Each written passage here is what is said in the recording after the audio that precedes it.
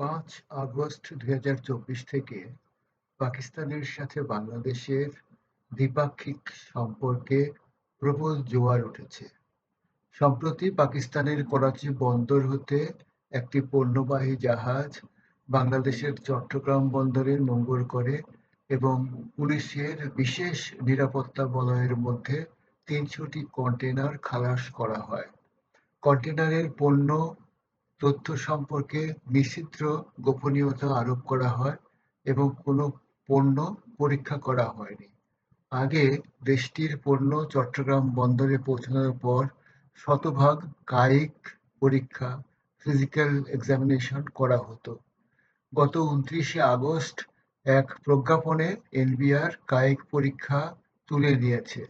এতে ব্যবসায়ী ও সাধারণ মানুষের মনে কৌতূহল ও আশঙ্কার উদয় হয়েছে। ভারত এ বিষয়ে একটু বেশি মাত্রায় উদ্বিগ্ন হয়ে পড়েছে। এই ঘটনার মাধ্যমে ভারত সরকার কি কোনো বিশেষ সংকেত বার্তা খুঁজতে পারে?